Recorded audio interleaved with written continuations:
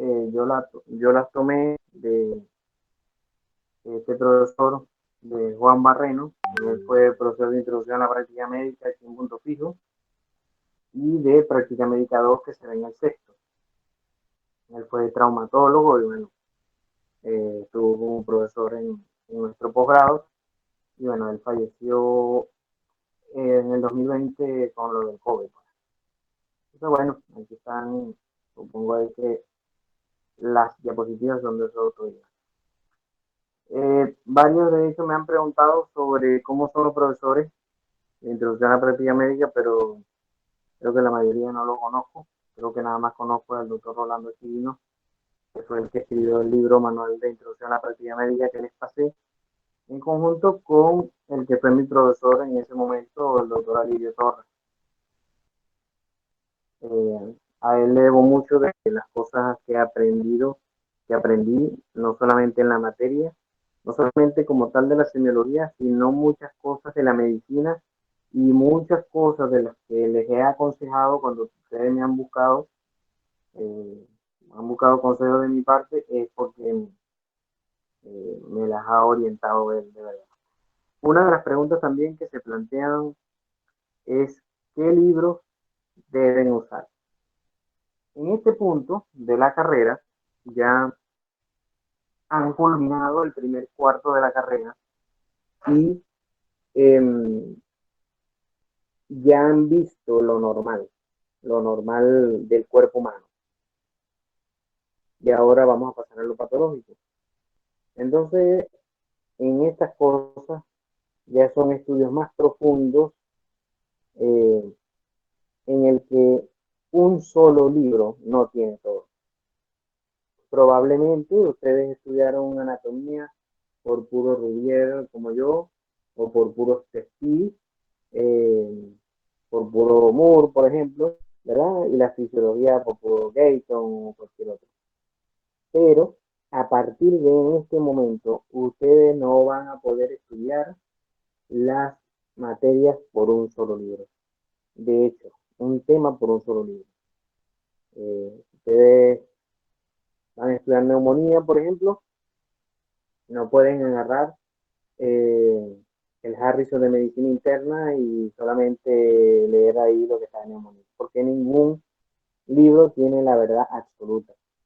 Este, entonces, siempre hay detalles que se le escapan a un libro y están en otro. Entonces, siempre deben orientarse, ¿verdad?, con otros libros. Por supuesto, ¿verdad? Entonces, pues, ustedes dirán, ah, profesor, mira, ¿cómo hago yo? De broma me daba tiempo leer el Gator, ahora menos me va a dar tiempo leer los libros. Bueno, para eso deben ajustar un poco, ¿verdad? Su método de estudio, en que ahora van a tener que dedicar más tiempo, ¿verdad? A leer. Y entonces van a, por ejemplo, estudiar, van a leer la neumonía de ese solo libro de Harrison, van a leerlo y estudiarlo completo, y hasta desarrollarlo, por ejemplo, en su cuaderno, pero no es que después van a buscar neumonía en otro libro y desarrollarlo también, sino que vas a leer neumonía, te va a decir muchas cosas iguales a las que te dijo en Harrison, pero los detalles que te diga, entonces son los que vas a agregar en el cuaderno. Entonces va a ser una lectura más rápida. Por supuesto que te va a quitar más tiempo, pero debes estudiar así. Entonces, no puedes estudiar en un solo libro. Esto, yo le decía a una de sus compañeras ayer, me preguntó casualidad por el Cocio, y el Cocio era un buen libro. ¿Qué sucede? Normalmente las universidades, no solamente a nivel de Venezuela, sino a nivel mundial, te dan la semiología de una vez patológica. Como se habrán ido dando cuenta que la semiología estudia los signos y síntomas y el examen físico de las enfermedades, cómo se examina y todo eso. Entonces los libros, la mayoría de los libros de semiología, cuando tú vas a ver, vas a empezar a leer piel, cómo se examina la piel. Entonces te dan como un breve resumen de cómo se examina la piel y después de una vez van a lo patológico. es decir, a cómo se ve la piel alterada, cómo es la piel amarilla, que es la ictericia, cómo es la piel azulada, que es la cianosis. Entonces caen de una vez en lo patológico. Eso sucede con los últimos dos libros que están allí, que son el Suros y el Cosio, que son muy completos, pero de una vez caen en lo patológico y en la materia que van a ver ahorita no van a ver nada patológico, todo es cómo se examina un cuerpo humano normal. Entonces, han ido saliendo últimamente libros que se orientan solamente a lo normal, que son el Bárbara de el Moby es otro.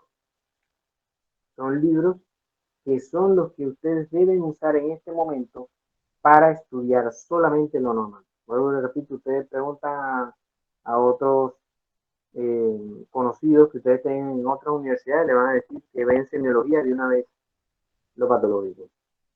Entonces, y bueno, por supuesto que ahí estudian de una vez de por el Suros y el Cosio. El Suros y el Cosio lo van a dejar para el próximo semestre, Dios mediante, cuando estudien en práctica médica 1 y 2. ¿Qué pasa? Está este libro, ¿verdad? Que lo escribió el doctor Rolando Chirino, que todavía está dando clase, y el doctor Alirio Torres, que fue mi profesor y está jubilado. Este libro, muchas personas le van a decir que eso es muy timbo, que no estudien por ahí, que eso que es. ¿Qué pasa? Ese libro es el que los va a guiar, lo tienen que tener como una guía. Es el que los va a guiar, les va a presentar el tema, a decirles qué es, de qué se trata el tema, la clase, ¿verdad? Y para que entonces cuando ustedes vayan a los libros más profundos, se puedan ubicar mejor.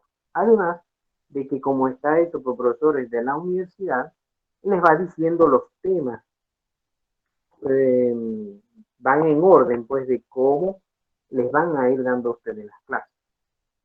Entonces, les recomiendo, ¿verdad? Antes de cada clase, leerse el capítulo de la clase. La primera clase es normalidad.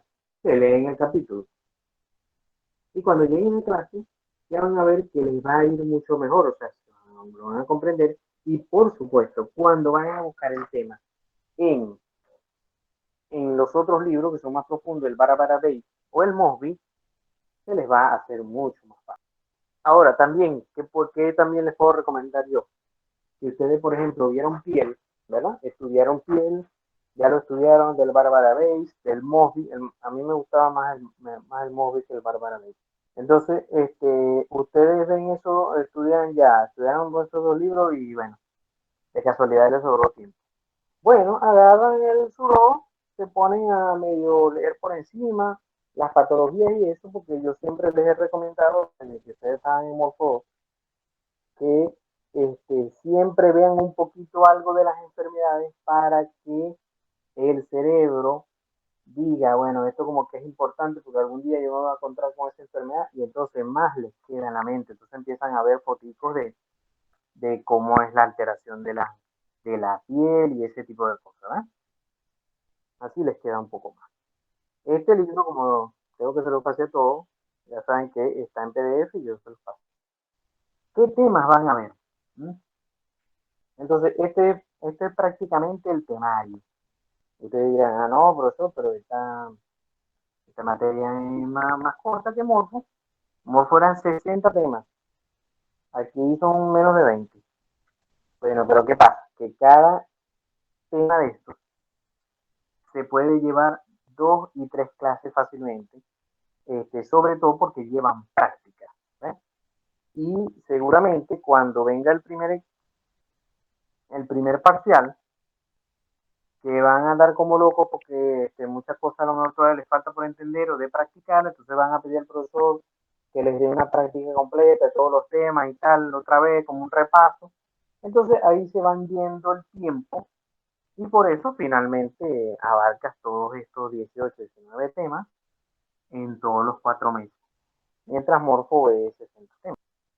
Casi muchos, bueno, para decir muchos de estos temas, yo los tengo como clases virtuales, ¿verdad?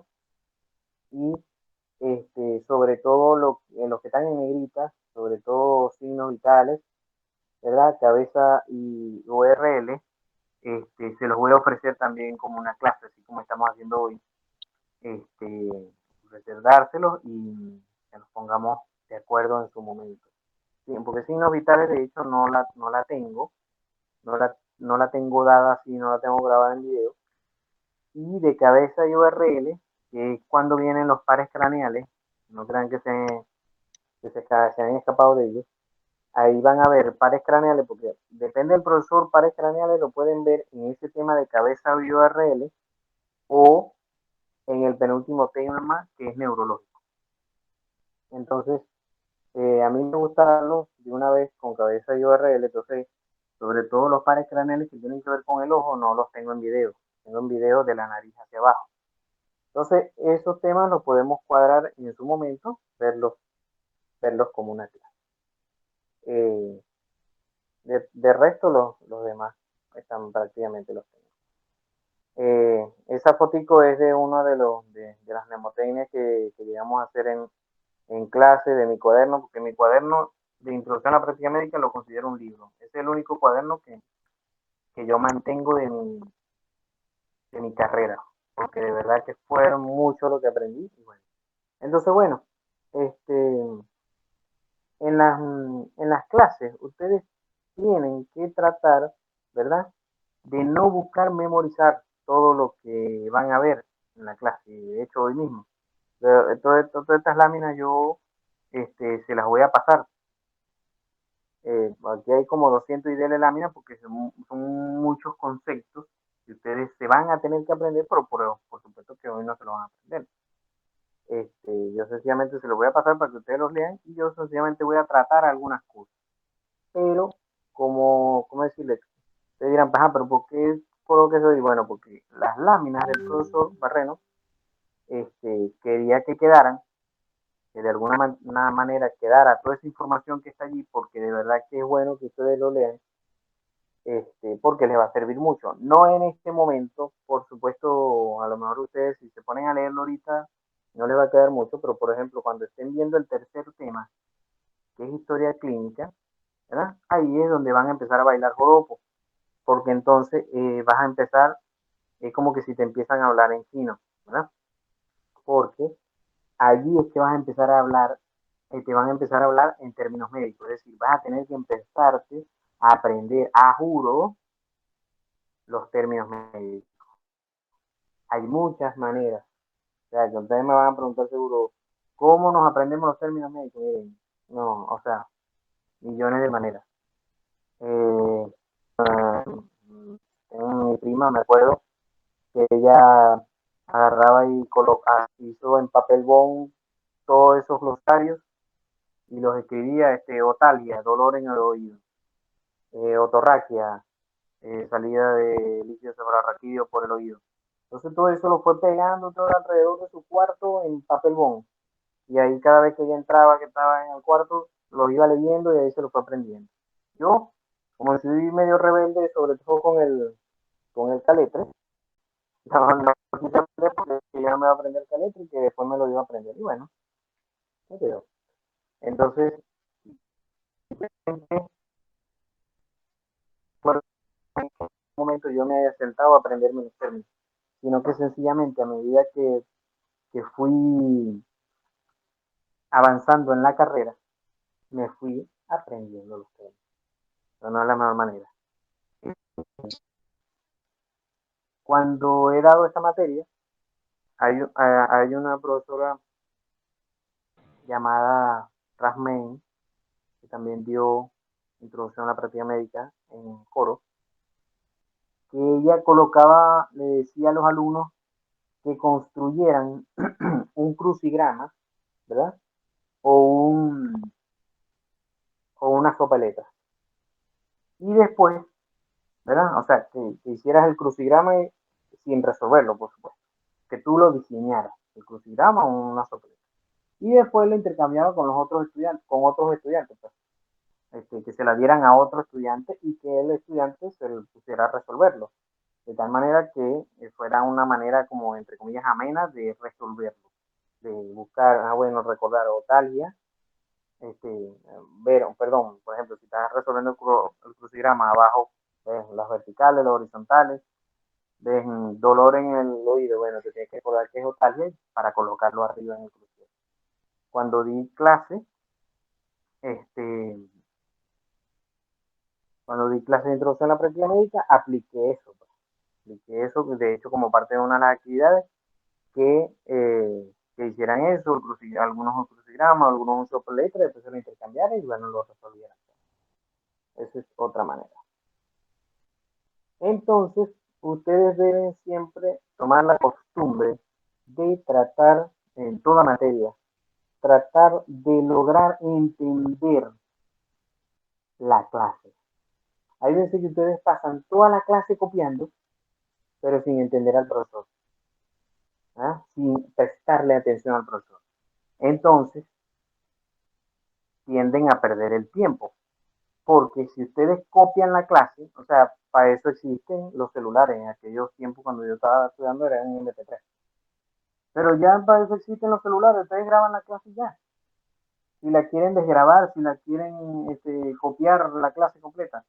Pero ustedes pueden sencillamente lograr entender. Claro está que ya eso es otra clase, otro análisis de cómo aprende cada uno. Entonces, porque algunos de ustedes me dirán, profesor, pero es que yo no puedo estar sin estar copiando. Yo necesito copiar.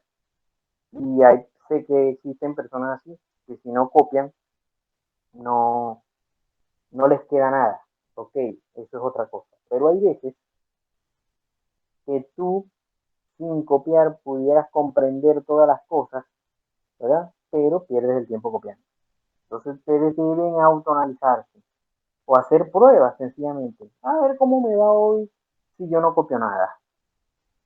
A ver cómo me va hoy si, bueno, o el que va a clase, puede suceder el caso contrario, que va a clase y le da flojera copiar y resulta que él, si copiara, le fuera mejor.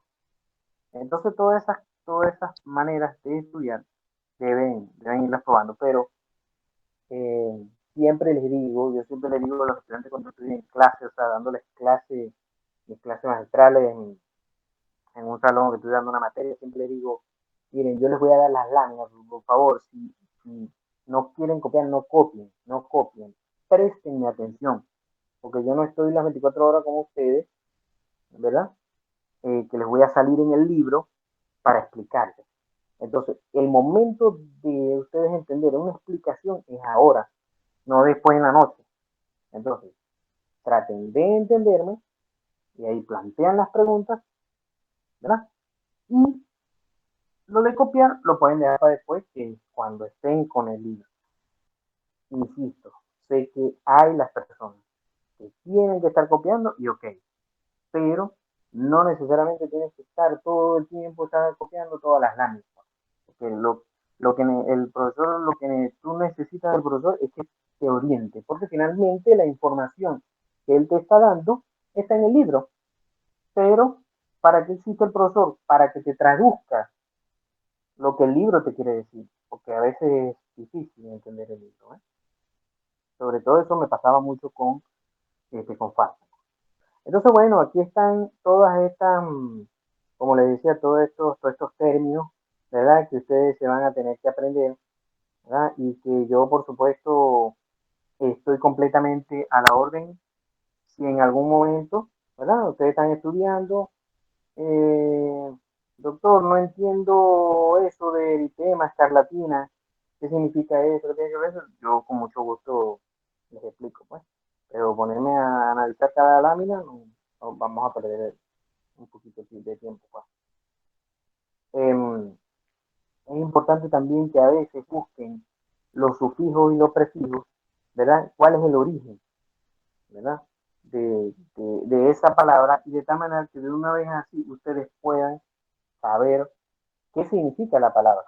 Como se imaginarán, itis, ¿verdad? Significa inflamación. Entonces, todo lo que termine en itis siempre va a tener que ver con inflamación de tal cosa. Otitis, tiene que ver con inflamación del oído.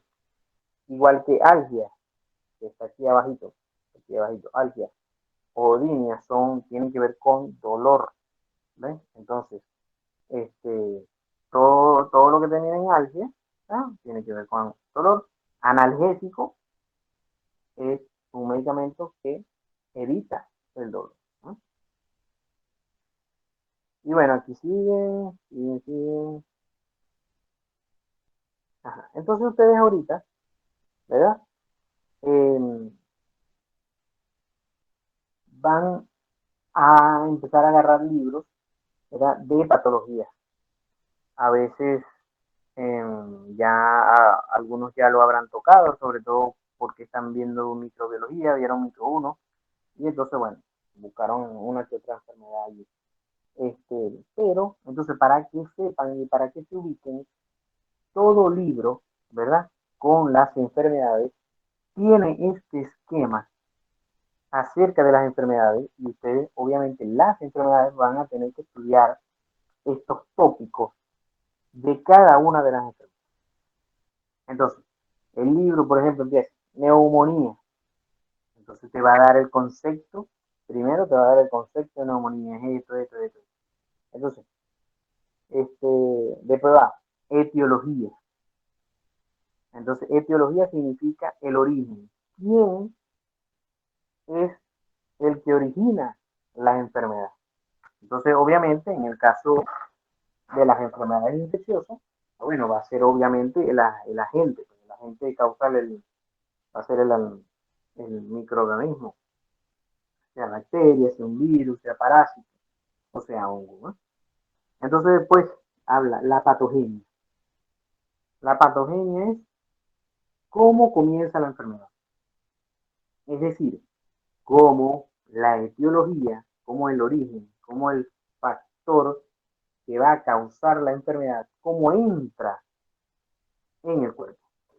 Eso es lo que trata la patología. Luego viene la fisiopatología. La fisiopatología es explica cómo se altera la fisiología del cuerpo y se enferma. Cómo se altera la fisiología del cuerpo y se enferma. Sobre todo, a mí me encanta la fisiología porque la fisiología no solamente te da lo que les acabo de decir, sino que también explica cómo se producen los síntomas. O sea, ¿por qué una, por qué la penetración pues eh, del estafilococcus aureus? Bueno, es una bacteria que ustedes van a ver en cuarto semestre. ¿Por qué el estafilococcus aureus que entra en el alvéolo y está en el alvéolo y tal? ¿Por qué? ¿Cómo produce la fiebre? ¿Ves? Entonces, para mí la fisiología es el centro de la enfermedad. Porque porque la fisiopatología siempre te la explica el libro como un cuento. Y el cuento comienza con el origen, es decir, cómo la bacteria entró en el microorganismo. Que ya, pero eso lo vimos en etiología, sí, pero la fisiopatología te lo va a explicar como un cuento. La etiología te lo da como un esquema. Bueno, te lo pueden dar estas bacterias y las neumonías pueden estar producidas por esta bacteria y estos virus. Y ya, pero la fisiopatología te lo explica. Bueno, si es una bacteria, lo hace de esta manera y de esta manera.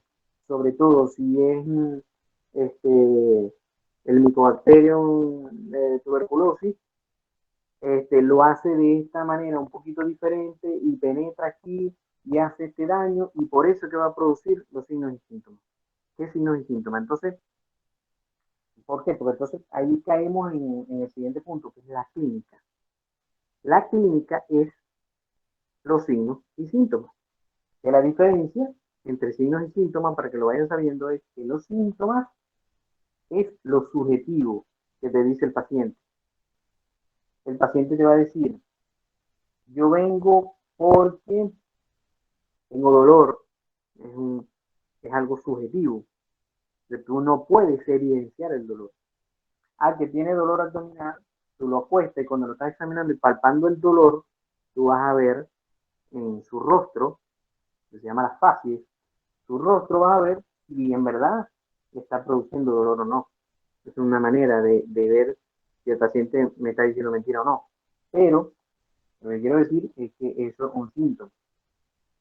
Un signo es algo, entonces, que cuando ya yo, es algo objetivo, cuando ya yo estoy examinando al paciente, ¿verdad? Entonces yo evidencio otras cosas adicionales que él no me dijo, ¿verdad? Entonces, síntomas es lo que él me va a referir cuando él llega, que es algo subjetivo. Signo es lo que él, lo que yo voy a evidenciar objetivamente al examinar. Bueno, entonces, los signos y síntomas, cuando tú ya ves en el apartado de la clínica, los signos y síntomas, entonces te va a ir explicando, ¿verdad? Eh, cada uno de los signos y síntomas. Y la fisiopatología anteriormente ya te ha ido diciendo por qué se producen cada uno de los síntomas que se van a producir.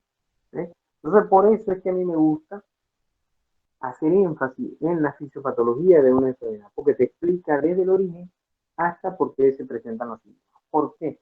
Ay, ¿por qué caemos o sea, el cuento llega hasta los signos y síntomas? ¿Por qué? Bueno, porque sencillamente ustedes necesitan aprenderse los signos y síntomas para saber qué tiene el paciente. Porque ustedes están leyendo, ¿verdad? Que le están leyendo, supongamos, ¿no? Estamos leyendo neumonía. Están leyendo neumonía desde el origen, cómo penetra la bacteria y todo, pero resulta que la enfermedad no se te va a presentar así. La enfermedad se te va a presentar en que el paciente llega a tu consultorio y te va a decir, doctor, vengo porque tengo tos, fiebre y dificultad para respirar. ¿Eh? Entonces, si fuéramos Superman, ¿verdad? Ah, bueno, viéramos adentro del paciente los pulmones que están llenos de moco, y yo puedo decir, ah, tiene una neumonía. O hasta puedo ver las bacterias penetrando y tal. Ah, bueno, así es que yo lo leí en el libro, que la bacteria penetra los alvéolos y tal. Pero no, entonces no lo veo así, sino que el, aquí en este caso, ¿verdad? O sea, en el caso que estoy delante del paciente, en el momento que estoy delante del paciente, todo es al contrario. Voy a echar el cuento hacia atrás. ¿Cómo comenzó todo? Entonces, cuando el paciente viene con fiebre, tos y dificultad para respirar, yo lo primero que tengo que pensar, o sea, en mi cabeza, ¿verdad? Se asoman varios diagnósticos que se van a parecer a estos tres síntomas que tiene el paciente, ¿verdad? Entonces se me van a recordar. Tiene estos tres síntomas, bueno, los posibles diagnósticos pueden ser este y este. Ah, ok. Entonces, yo entonces me voy para atrás, para la fisiopatología.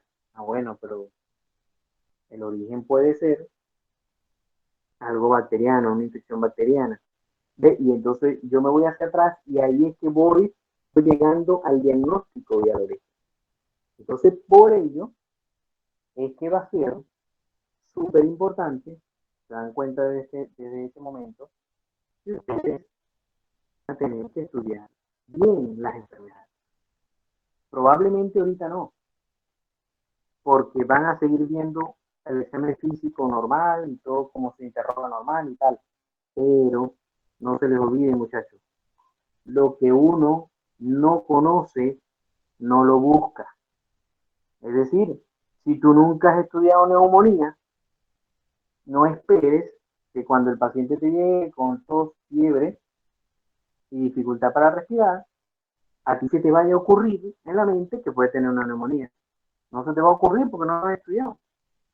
Entonces, debes estudiar todas las enfermedades para que eso quede guardadito en los archivos y cada vez que te llegue un paciente con tales síntomas, se te prende el bombillito y digas, es posible que pueda tener esta enfermedad, ¿no? y entonces tú empiezas a investigar. Y ya vamos un poquito más allá ahorita de cómo es que vas a investigar. ¿Cómo es que vas a investigar en el paciente? Bueno, entonces, a veces resulta que hay enfermedades que con solamente examinarlo, con solamente interrogarlo y examinarlo, no vas a poder llegar al diagnóstico. Y entonces tú necesitas, vamos a ponerlo así, tú necesitas examen de laboratorio. Es lo que significa paraclínico. Paraclínico, para es al lado de la clínica. Es decir, al lado de los signos y síntomas también yo tengo que, a veces necesito de exámenes de laboratorio. Entonces, el libro te va a decir qué exámenes de laboratorio se alteran para que tú sepas qué es lo que vas a pedir y no le vas a pedir resonancia y tomografía a todo paciente que te llegue a una consulta, ¿no? Entonces, ya después, de acuerdo a todo esto, entonces cuando tú llegas al diagnóstico, igual debes recordar, porque tú puede que no tengas, puede no, sino que no nunca tiene la verdad absoluta, entonces debes saber qué enfermedades se parecen a esta de las que estás estudiando. Y que si en un momento dado tú tienes una duda, pero tengo 90% de seguridad que es una neumonía. Pero tengo un 10% que me dice que no. Entonces, debes recordar cuáles son las enfermedades que se parecen para descartarlas, para estar seguro que entonces sí es una neumonía. ¿Por qué debes estar seguro que es una neumonía? Porque por supuesto, entonces de acuerdo a eso es que va el tratamiento. Pues, si te pelas en el diagnóstico, te pelas en el tratamiento, por supuesto, ¿ves? Entonces el tratamiento, por supuesto, es algo que ya tiendes a ver en farmacología. Y bueno, las complicaciones que tiene cada enfermedad, pues, es lo que es con lo que normalmente termina el tema de el tema de cada enfermedad cuando tú lo estudias. A las mismas fracturas, toda enfermedad se estudia con este mismo tema. Entonces, bueno, aquí sencillamente sí les voy a dejar, en un momento dado investigué las etiologías. Eh, Había un profesor que decía que siempre tenía que tener en cuenta todos los tipos de etiología que pueden existir, es decir, todos los orígenes que puede tener una enfermedad. Por supuesto que todas las enfermedades no tienen todos los orígenes. Una hipertensión arterial, por ejemplo, no tiene nada que ver con algo infeccioso. Aquí tenemos entonces todas las etiologías, ¿eh? Entonces, endógenas, todas las que pueden surgir como tal dentro del cuerpo, las exógenas, todas las que pueden surgir de afuera, iatrogénicas, y quiero que vayan aprendiendo este término de una vez, iatrogénicas al final a la derecha, debajo de exógenas, exógenas al final, iatrogénicas, iatrogenia es todo daño que pueda producir el médico. Pero como ustedes saben, en cualquier momento, sea adrede o no, se le puede producir un daño al paciente y eso se le llama iatrogenia. Eh, Ambientales y bueno, multifactoriales. Entonces, toda, toda enfermedad, ¿verdad? Tiene su historia natural, que por ejemplo, a lo mejor cuando estuvieron con lo del COVID, investigando sobre el COVID y todo eso, se buscaba lo que es la historia natural de la enfermedad. Yo creo que también lo ven en trabajo comunitario 3 o 4 por ahí. Este, lo que es el periodo prepatogénico, que es cuando el paciente está sano, y después viene el periodo como tal de la enfermedad. Entonces se estudia el periodo de incubación, sobre todo en enfermedades infecciosas, el periodo de incubación, entonces el periodo en que el paciente está sin síntomas, pero ya la bacteria o el virus o el parásito o el hongo entró en el organismo, en el cuerpo. Luego, entonces, cuando se empiezan a presentar los síntomas, que es el periodo clínico, entonces el prodrómico es cuando empiezan los síntomas de manera leve, ¿verdad? Como cuando te dicen, está empezando con una gripecita, como que si me fuera a dar gripe, pero tengo dolor de cabeza, sí, pero me siento como mal, pero no siento gripe, pero creo que me va a dar. Eso es el periodo prodrómico. El clínico ya cuando se te estanca, cuando se te establece, perdón, la gripe, y la resolución, es decir, la terminación de la enfermedad, que puede terminar de varias maneras. Una mejoría, que es lo que se llama convalecencia, con que se cronice, se quede crónico, se quede contigo para siempre, como un esguince, te doblaste el pie y no hiciste tu tratamiento, te quedaste con el dolor paciente. Es un esguince crónico. O, bueno, con la muerte, depende de la enfermedad. Entonces, bueno, aquí van a ver más factores, más etiología. Y como les digo, se lo voy a pasar. No sé si tienen alguna duda, alguna pregunta en ese punto. No, profe, por mi parte hasta ahora todo bien. Por tu parte, todo bien. Por allá, algún otro. Bueno, voy a continuar. Entonces, bueno, cuando ustedes han ido al médico, ¿verdad? Supongo. Entonces, cuando llegan, el médico, ¿verdad? El médico lo primero que hace es interrogarlo. Interrogarle por qué viene, ¿verdad? Qué es lo que tiene, y todo eso, eso es lo que se llama anamnesis, ¿verdad? O interrogatorio, anamnesis en latín. Interrogatorio en latín. Y bueno, entonces aquí más o menos va a empezar el dolor de cabeza. Ustedes la primera clase es normalidad, la segunda es relación médico-paciente y la tercera es historia clínica. Ahí es cuando van a empezar a llorar sangre. ¿Eh? Entonces, bueno, aquí tienen, ¿verdad? Una historia clínica, ¿verdad? Una captura de una historia clínica. La historia clínica viene con los datos filiatorios, ¿verdad? Todos estos datos, que cada uno de esos datos ustedes tienen que aprender. ¿Por qué? ¿Por qué se le pregunta? ¿Por qué es importante, ¿verdad? Conocer la cédula del paciente, la edad, el estado civil, el lugar de nacimiento, la fecha de nacimiento, la dirección, de dónde viene, dónde nació, todo eso es importante y el libro se los comenta, les da ejemplos de por qué necesitan saber. Luego viene, ¿verdad? Esto es parte uno, esto es la portada de esta parte uno. Fíjense que aquí arriba a la derecha, ¿verdad? Lo voy a poner aquí. Arriba a la derecha dice historia clínica, parte 1. Entonces después de abajo, fíjense, lo voy a colocar aquí abajito, motivo de ingreso, o lo que se llama motivo de consulta, lo mismo. Entonces los motivos de consulta que normalmente se escriben, el motivo de consulta siempre se escribe entre comillas y lo que el paciente se escribe textualmente lo que dice el paciente. ¿Sí? Vengo porque dolor de estómago. Tú colocas allí dolor de estómago. Que en verdad eso en términos médicos es una epigastralgia. Sí, pero allí, en el motivo de consulta, va siempre, entre comillas, el textual, como lo dice el paciente. Luego, en enfermedad actual, que es lo que está bajito, fíjense, voy a agrandarlo aquí. Enfermedad actual es hacer un relato conciso y completo de las dolencias, indicando enfermedad de comienzo, duración y tratamiento de cada una de ellas.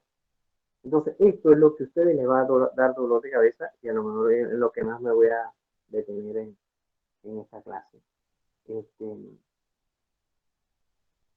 La enfermedad actual, ¿verdad? Es un relato de todos los signos y síntomas que le aparecieron al paciente, ¿verdad? Tú lo vas a escribir aquí y eso sí lo vas a escribir en términos médicos. Entonces, por supuesto, que para escribir una enfermedad actual debes saberte la terminología médica, ¿no? Entonces, de ahí vamos a pasar a esta diapositiva, esta siguiente diapositiva, y hablamos un poquito de la enfermedad actual. Abajo están los diagnósticos, abajo en la portada, ¿no? Está para que tú escribas los diagnósticos, tu firma y sello ahí a la derecha. Y en el reverso está como la autorización del paciente para que se le hagan los estudios y eso, y exoneración de responsabilidad por egreso, el paciente se va contra opinión, debe firmar la historia. Eso es la parte 1. Ajá. Entonces, yo tengo una guía, ¿verdad? Que se la pueda facilitar también. Una guía, pero ustedes me deben escribir. Deben escribir y yo les paso la guía. Eh, esta guía que es de enfermedad crónica. Eh, la historia clínica, ¿verdad? Consta de tres partes. Una primera parte que es la que les mencioné, que es la portada. Una segunda parte que contiene los antecedentes del paciente, que si lo han operado, que si le ha dado varicela, como los antecedentes también familiares, de su padre, de que murieron, o qué edad tienen, tal, todo eso. Los hábitos, si toma café, si toma alcohol, si fuma, todo eso. Todo eso van antecedentes. Y lo que se llama examen funcional, que es preguntarle otros síntomas que no tienen nada que ver con la enfermedad actual, pero que tienes que preguntarle si ha tenido alguno de esos síntomas. Eso es parte 2. Y parte 3 es el examen físico, que es lo que van a ver en el resto de la materia.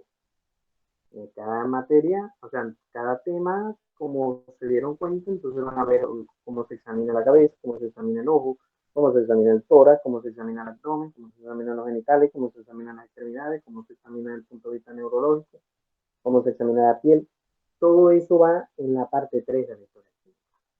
Entonces, yo tengo, ¿verdad?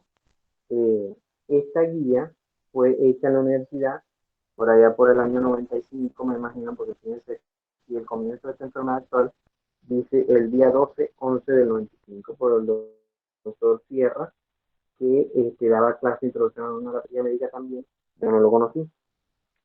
Este, y bueno, yo esta guía, miren, esta guía yo la llevaba para arriba y para abajo, porque cada vez que yo iba a hacer una historia, casi que me la leía completa, primero la guía, para luego redactar la historia. Ella es muy buena, una guía muy, muy buena. Entonces yo, de hecho, la tengo todavía por ahí en físico, la digitalicé, ¿verdad? Y la tengo ahí para pasar. De hecho, anoten allí la clave, se la voy a pasar sin clave. La clave es semiología, todo en minúscula, sin, eh, y sin acento, todo en minúscula. Semiología es la clave. Esta guía es muy buena porque te dice, ¿verdad? Cuando tienes un motivo de consulta, por ejemplo, como el dolor de estómago, ¿verdad? Entonces, te dice cuáles son las preguntas que vas a hacer para ese síntoma.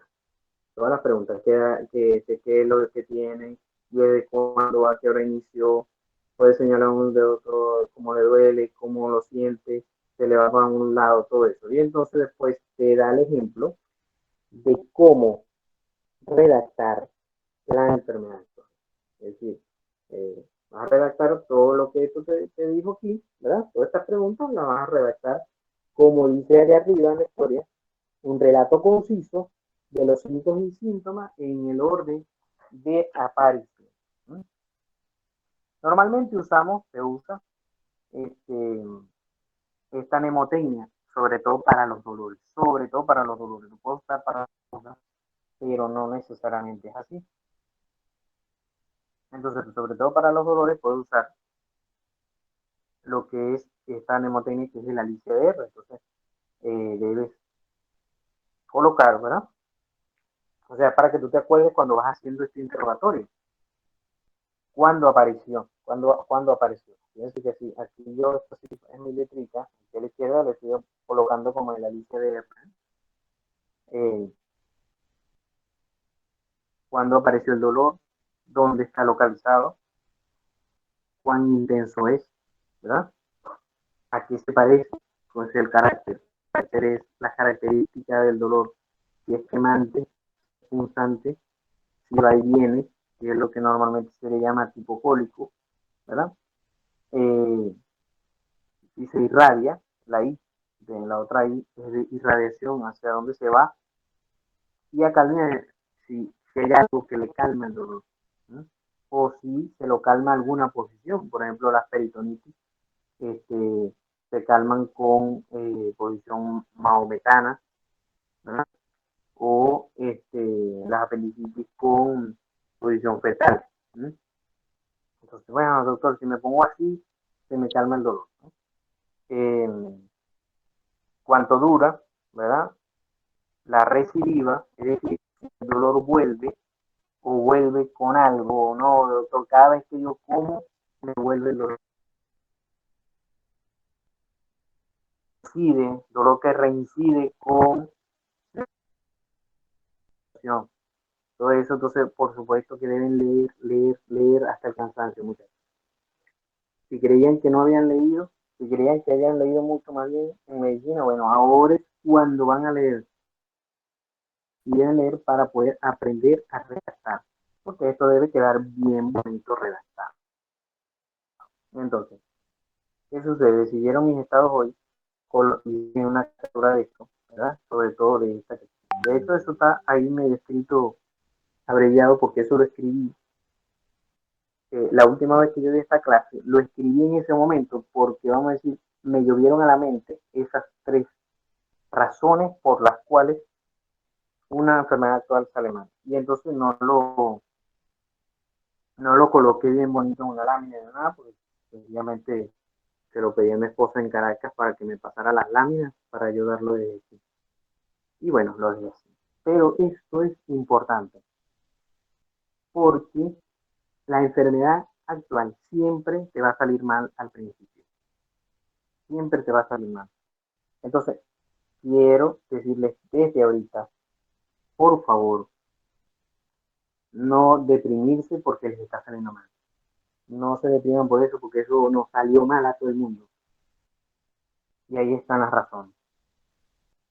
Primero, ¿verdad? Porque se escribe después que ya tú tienes el diagnóstico. Es decir, vamos al ejemplo otra vez que les dije. Llega el paciente, ¿verdad? Llega un paciente con tos, fiebre y dificultad para respirar. Cuando él llega y me dice esos tres síntomas, yo ahí no sé que tiene una neumonía. Yo, lo, yo en mi mente deduzco que esa es una de las opciones por mis conocimientos previos de que he estudiado neumonía. Entonces yo le empiezo a interrogar. Mire, la tos, oh, ¿qué síntoma comenzó? La fiebre.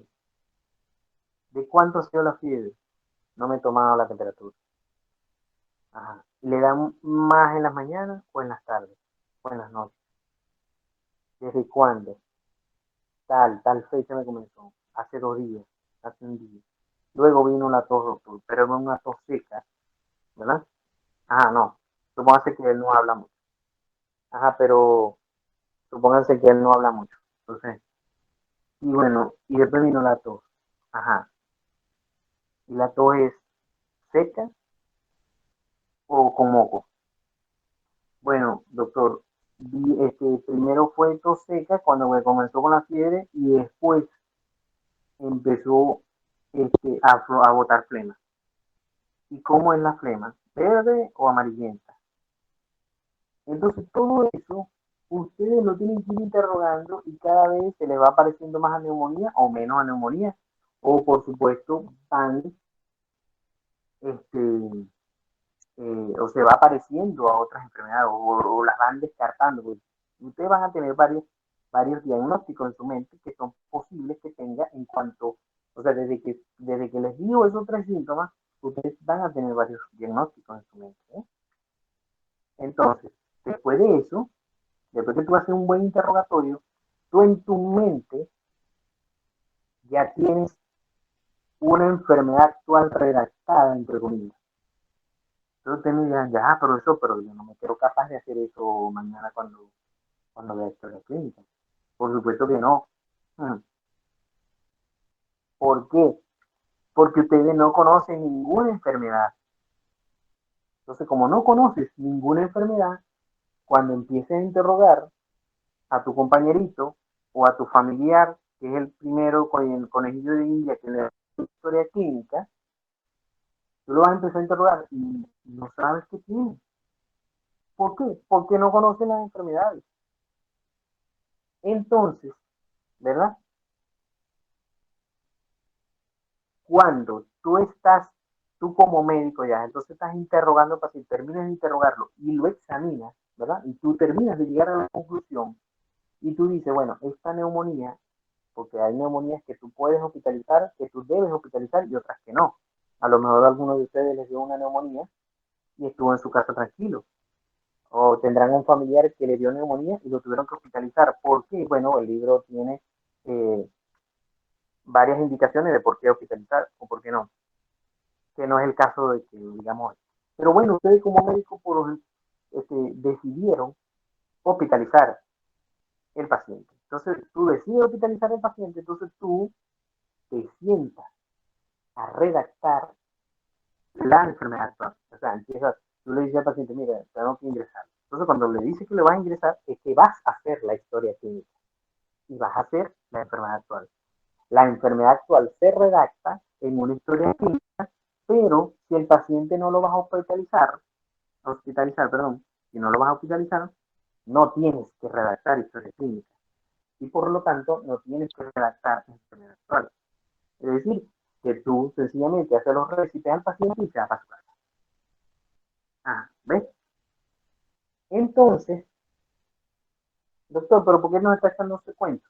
Bueno, entonces, suponiendo que lo vas a hospitalizar, entonces tú te sientas a escribir la enfermedad actual y tú, con tus conocimientos previos de la neumonía, de cómo es la neumonía, de que ya la estudiaste, tú escribes la enfermedad apuntando al diagnóstico de neumonía.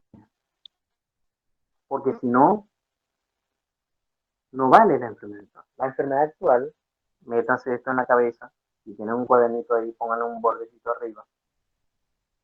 La enfermedad actual siempre debe apuntar al diagnóstico. La enfermedad actual siempre debe apuntar al diagnóstico. Yo cuando era residente de primer año, el profesor Barreno a sus estudiantes me los asignaba a veces para cuando yo era residente de primer año de traumatología. Entonces en el servicio de traumatología me los asignaba para que yo los evaluara a los estudiantes. Y yo les decía, denme la enfermedad actual, pero no me digan el diagnóstico. Entonces, cuando ellos me decían la enfermedad actual, ¿verdad? Entonces yo discutía con ellos el diagnóstico que a mí me parecía. Cuando él y yo no compaginábamos, lo tiraba por la ventana. No, mentira, saben que no lo voy a decir. Cuando no compaginaba, entonces discutíamos qué estaba mal, si yo me estaba equivocando en el diagnóstico o cuando él redactó su enfermedad actual no el diagnóstico. Entonces, ahí, de esa discusión, entonces, bueno, la conclusión, o el diagnóstico está mal, el diagnóstico que estoy dando yo está mal, o la enfermedad actual que tú hiciste está mal hecha porque no apunta al diagnóstico. Entonces, por eso es que mi primera razón de que las enfermedades actuales les van a salir mal es porque se escribe después que tú tengas que ya tú sepas qué es lo que tienes.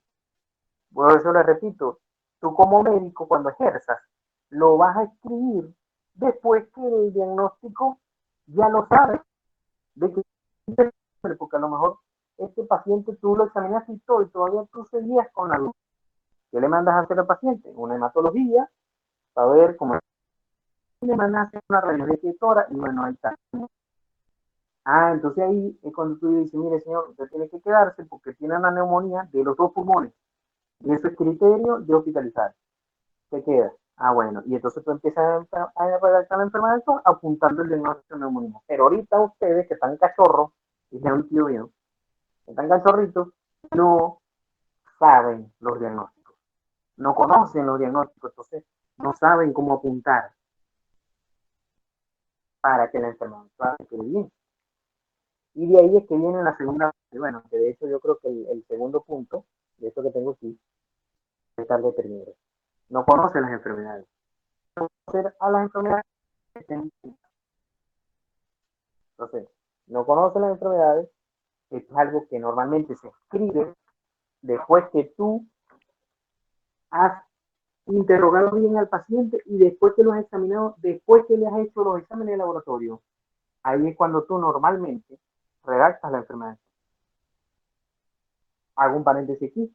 Entonces tú dirás, pero ¿por qué la enfermedad actual está al principio? Eso yo lo tengo que hacer mucho después. Bueno, porque así es que comienza la enfermedad del paciente. O sea, así es que comenzó su historia con él. Todo comenzó con él cuando tú lo empezaste a interrogar. Entonces, por eso es que eso va allí. Pero resulta que esa enfermedad actual siempre se redacta ya mucho después. Y no es que está alguien al lado tuyo en el consultorio redactando de una vez. Si así fuera, algo que se me acaba de ocurrir, si así fuera que alguien estuviera redactando de una vez la enfermedad actual, mientras tú estás interrogando, salieran todas malas. Salieran todas malas porque siempre sucede que hay algo que debo interrogar mejor. O sencillamente lo vas haciendo a lo loco y no vas apuntando al diagnóstico, que el diagnóstico lo vas a obtener después. Por supuesto, el libro les va a decir que con un buen interrogatorio, si tú haces un buen interrogatorio del paciente, tú puedes en un 80 a un 70 a 80% de las veces puedes llegar al diagnóstico con solo interrogar sin examinar. Por eso es que es importante interrogar bien, pero no siempre. Entonces, siempre te tiene que valer, muchas veces, pues, te va a valer del examen físico para descartar y terminar de descartar aún más con los exámenes de laboratorio. Entonces, claro, sobre esta práctica que ustedes van a hacer de enfermedades actuales hasta el cansancio, es necesario, porque ustedes entonces van a decir, no, pero si el profesor Arias dice que las enfermedades actuales a cada rato me van a salir mal, ¿para qué las voy a hacer? Porque tienes que practicar. Tienes que practicarlo, porque es la única manera en que tú vas a aprender a hacer enfermedades actuales. Es practicando, haciendo uno y otra vez, una y otra vez. A medida que te vas equivocando, vas corrigiendo. Entonces ahí viene la tercera razón, que es la de las correcciones que te van a hacer los profesores. Resulta que las enfermedades actuales, la primera vez que tú vas a hacer una enfermedad actual buena, probablemente sea el día que te gradúes, porque nadie te la va a corregir. Porque resulta que hay muchas maneras, ¿verdad?, de hacer una enfermedad actual y entonces tú como médico vas adquiriendo tu propia forma de hacer la enfermedad actual. Entonces hay los que no les gusta. Entonces, como profesor, vengo como profesor y entonces te tacho la tuya. No, no me gusta como tú haces, no, tu enfermedad actual está mala, te dice. Pero en verdad no está mala. Muchas veces sucede, a veces sucede, para no decir nada, a veces sucede que no es que está mala la tuya, sino que a mí no me gusta cómo la haces tú. ¿Ves? Y entonces te digo que está mala. Y eso sucede sobre todo también en las clínicas. En las clínicas, cuando ustedes están en las pasantías clínicas, pues, ustedes van a hacer historias de verdad, ¿verdad? Para hospitalizar a un paciente y ustedes están a cargo de un residente. Y si al residente no le gusta la enfermedad actual como la redactaste y la hiciste en la historia, no te la manda a hacer de nuevo. Te la rompe en la cara, que eso. Te la rompe en la cara y te dice, hazla de nuevo. Entonces, tú dices, pero ¿por qué? Si eso le hice bien, ¿y qué le falta? Bueno, sencillamente, muchas veces, no dice lo que todo el tiempo, muchas veces es que no es el estilo que le gusta al residente. Y te dice que está mala, y en verdad no está mala. Por eso es que les digo que les va a suceder que ustedes van a hacer su enfermedad actual bien y cuando se gradúen, porque nadie se la va a estar corrigiendo. Nadie les va a estar diciendo si está buena o está mala. ¿ves? Entonces, tengan eso en cuenta. Pues. Bueno, si tienen otro ejemplo, o sea, de otro motivo de consulta, en este caso un dolor en el pecho, ¿verdad? Y que deben interrogar y cómo se redacta, o sea, un dolor de infarto, que es lo que se llama dolor precordial en términos. Y bueno, aquí tienen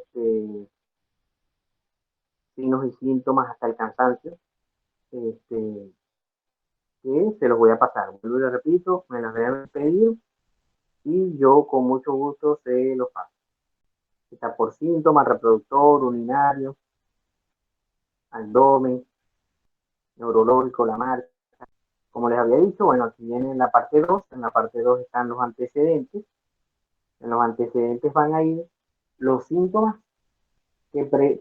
cualquier enfermedad que el paciente tenga más de 6 meses con ella. Los antecedentes familiares, ¿verdad? Y los hábitos. Como les decía, lo más importante, el alcohol, los sexuales y tabáquico y deporte. Deporte, sueño, depende también de la enfermedad de la que estamos hablando. Después viene el examen funcional, ¿verdad? Aquí dice, aquí arriba. Examen funcional. Entonces aquí vienen síntomas y signos y síntomas que tienen menos de 6 meses. El paciente vino por dolor abdominal, tengo como 2 meses con un dolor abdominal que me molesta y eso. Y, y, y bueno, entonces ustedes le deben ir preguntando cada uno de estos y bueno, también te va a decir, pero no, doctor, sí, últimamente yo he perdido peso, he perdido como 10 kilos en un mes y tal, pero no, pero yo no vengo por eso, sí, pero tú lo debes escribir en enfermedad, perdón, aquí en el examen funcional.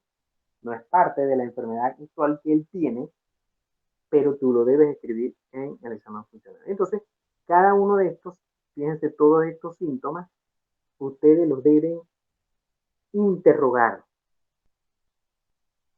pero no le pueden preguntar, señor, ¿tiene cianosis? ¿Ha tenido cianosis? Porque el paciente no sabe qué es cianosis. Entonces, ustedes deben, primero, saber cómo interrogar estos términos. O primero saber qué significa el término. Luego, saber interrogarlo al paciente. Y luego, saberlo redactar. Y eso está en la guía. Porque la guía no solamente es para enfermedades actuales, sino también para, para aprender cómo interrogar los antecedentes y el examen funcional. O sea, también abarca antecedentes y examen funcional. ¿Cómo interrogarlos? De hecho, hasta te dice la definición del término, de todos estos términos que están aquí en la historia, todos estos términos, todas estas enfermedades que están aquí en la historia, todas esas tienen, eh, está definido. Luego te dice cómo se lo vas a interrogar al paciente y luego cómo se redacta en la historia. Ajá. Bueno, ahí estamos. ¿No? Entonces ya después viene la parte 3, ¿verdad? Que es parte 3, que es el examen físico, que es el resto de la materia. Entonces va a haber piel, signos vitales, piel, como le dije, cabeza, abdomen, todo eso. Entonces, de cada uno de esos sistemas, ustedes van a ver estos cuatro, lo que se llaman estas cuatro técnicas de exploración clínica. Creo que ese es el cuarto tema.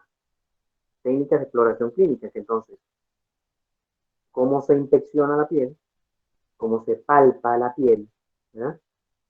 Cómo se percute, que percusión no implica y escultación tampoco. En piel no implica. Pero, por ejemplo, tórax y abdomen se hacen estas cuatro. Entonces, la percusión y la ocultación, que obviamente la ocultación es con el estetoscopio.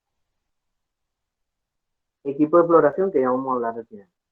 Entonces, bueno, aquí está la parte 3, fíjense, aquí está la historia clínica que ustedes deben colocar aquí, fíjense aquí, exactamente aquí están los signos vitales. Una clase completa de signos vitales que me gustaría dárselo, la voy a planificar, Dios mediante, pues cuando yo vea que ya ustedes van por signos vitales, vamos a verla. Entonces después, y el redactar cómo cómo se van a encontrar la piel del paciente, la cabeza y tal, ya hemos hablado bastante. En conclusión, eh, ¿qué deberían hacer desde ahorita? Que van a estar nada más 3 semanas en la universidad y después se van para su casa. Agarren y repasen anatomía y fisiología en lo que puedan, en las cositas que puedan. Ahí están todos los videos que ustedes quieran, están ahí en YouTube, ustedes me preguntan, yo les puedo recomendar, mira, esto te va a servir, esto te va a servir, esto, aquello, para que se preparen para introducción a la práctica médica. Porque aquí es que ustedes van a bailar joropo con mozo. Es decir, ustedes van a brillar a ver si es verdad que ese 20 que tienen en morfo es de verdad, o te lo copiaste, o te lo grabaste al caletre. Y, ajá, y si ya no te sirve, entonces no hiciste nada, ¿no? Eh, Buscar leer historias clínicas, casos clínicos en internet mismo, de tal manera que eso te vaya, entre comillas, desenredando la lengua para el lenguaje médico. Practicar y practicar redacción, practicar todo lo que ustedes puedan hacer historia. Que si hospitalizaron a un familiar suyo, vayan allá y pregunten. Hagan interrogatorio, tío, ¿por qué viniste al hospital? ¿O por qué fuiste al hospital si ya lo vieron de alta? ¿Por qué fuiste al hospital? Tenía un dolor aquí. Ajá, ¿y cómo era ese dolor? ¿Y cuándo apareció? ¿Y fue después de la comida? ¿O estabas dormido? Todo eso, empiecen a practicar. Y por supuesto, no se vayan a conformar con lo que dice el profesor. El libro, entre comillas, el libro es el que tiene la verdad absoluta. El libro. El profesor puede decir muchas cosas, pero ustedes siempre tienen que investigar, investigar. Y lo que está diciendo el profesor es cierto. ¿Eh? Porque el profesor les puede decir X cosas. Se los pregunta en el examen y ustedes lo colocan, pero el libro decía otra cosa, él se lo puede poner malo. Profesor, pero usted lo dijo, sí, pero el libro dice otra cosa. Y el que, y finalmente quien va a tener la razón es el libro. Ustedes matan al profesor es con libro en mano, no con grabación en mano ni nada por el estilo, porque el profesor se puede equivocar. Es con libro en mano. ¿No? No olviden esto nunca, muchachos. No se estudian libros, se estudian los pacientes. ¿Qué quiere decir eso? Que las enfermedades tú te las vas a aprender es examinando pacientes. Examinando pacientes. Tú te puedes aprender al caletre neumonía, pero tú no te la vas a aprender bien hasta el día en que tú auscultes con tu estetoscopio un tórax de un paciente que tenga neumonía y que tú escuches los ruidos de una neumonía, ahí más nunca se te olvida. Entonces, este, es importante que tengan eso en cuenta por ahí. Hay veces, hay personas que no les gusta no les gusta estar tocando a las demás personas, no, yo lo que voy a hacer es, no sé, yo voy a ser psiquiatra o, no, porque después está ofendiendo a los psiquiatras. Voy a ser radiólogo, me acuerdo que hay una amiga que después hizo pediatría, pero al principio empezó a hacer radiología y no le gustaba porque en el programa no te dejaban tocar al paciente. No, no, no, tú lo que vas a hacer es hacer tu ecosonograma o tu rayos X sin tocar al paciente. Entonces hay personas que se malacostumbran a no tocar al paciente. No tocas al paciente, no aprendes. La única manera de aprender las enfermedades es estudiando la enfermedad en el paciente y no tanto en el cubo azul cuando se podía, por allá en el 2013, me llevaban a mis estudiantes de aquí en algún momento de la materia, me llevaba para allá para conocer el cubo azul. Eso fue en el 2013. Ajá, vamos a hablar de un momentico. Yo les he pasado a algunos la lista de de las cosas que le pudieran pedir.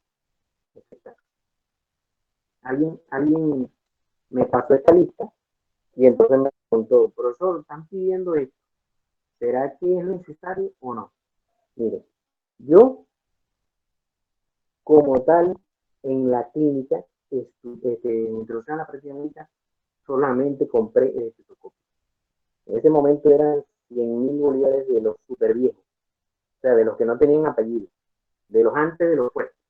Fueron 100.000. Y me acuerdo que el equipo de otorrino, a la que era mi novia en ese momento, le costó 400.000. Por supuesto, yo no tenía esa cantidad de dinero. De broma compré el estetoscopio porque el estetoscopio es algo que siempre va a usar. Pero el equipo de ORL no. Entonces se van a dar cuenta que muchos médicos tienen guardaditos su equipo de ORL casi nuevo porque nada más lo usó en semiología. Y ya, porque ni en los hospitales, porque en los hospitales normalmente existe el equipo de ORL. Entonces, mire, ahora, pero profesor, ¿pero lo compro o no? Si tú tienes las posibilidades de comprarlo, cómpralo, no hay ningún problema, de vez en cuando puedes examinar con eso de un familiar que lo necesite y eso, pero de resto no te va a servir mucho, ¿no? Entonces es un gasto bastante alto. Ahora, si tus padres son otorrinos, no sé, tú amas la otorrinolaringología desde ahorita y sabes que vas a hacer otorrino, bueno, compra. De resto, no le veo mucho.